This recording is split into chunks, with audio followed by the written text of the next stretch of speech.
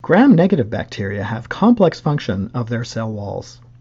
Here's an image from Wikipedia. We'll zoom in here, showing the cytoplasm, the inner membrane, the peptidoglycan layer with a periplasmic space, an outer membrane, and often a capsule of other molecules. This image shows it complexly. I'll draw it in a minute. Inner membrane, much like yours, periplasmic space with peptidoglycan, outer membrane with lipopolysaccharides, LPS, that are highly toxic to humans and other animals, but also have important functions for the bacteria, not just for toxicity, but also for things like attachment to surfaces. Here's another image from a recent paper, Miller and Salama in 2018, showing the inner membrane, much like yours, peptidoglycan layer, the periplasmic space with enzymes and other functions. One of the benefits that gram-negative bacteria get from the second membrane is this extra space to do things protected from the cytoplasm. Then the outer membrane with proteins that span it, lipoproteins, distinct from the lipopolysaccharide out here. Lipoproteins seem to be spacers, and there are complex protein machinery, such as the flagellum, that have to cross between all of those. Let's do a quick sketch showing these. There's the inner membrane, a lot like yours, with phospholipid bilayer, about 4 nanometers or 7 to 8 nanometers, including proteins.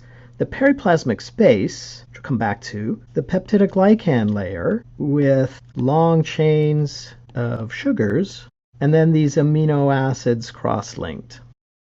There's the outer membrane. The inner layer of these bilipids is a lot like these other phospholipids, but the outer layer has a lot of lipopolysaccharide. I'm going to draw them as these dark lipids with chains sticking out. Lipopolysaccharide is highly toxic to animals because it induces a very strong immune response.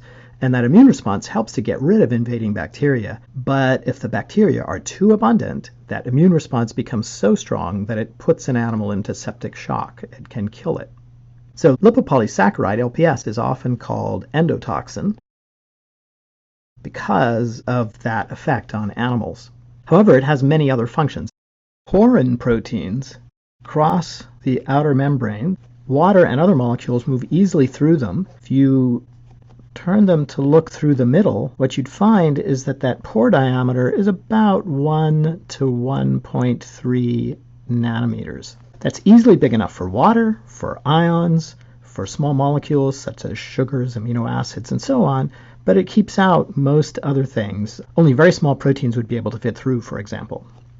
This outer membrane allows gram-negative bacteria to do a lot of things that gram-positive bacteria cannot. There are over 20 listed major functions, but they include things like enzymes for detoxifying, chaperonin proteins that assist in protein folding, electron transport, as in mitochondria, and many other functions. So that periplasmic space, even though it's not very big, is hugely important.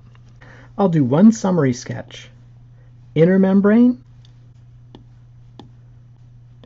peptidoglycan layer, periplasmic space, outer membrane with porins and other proteins, phospholipid bilayer that is pretty similar to yours for the inner membrane, but in the outer membrane it includes lipopolysaccharide with these chains of sugars that are toxic, but for the bacterium serve multiple functions.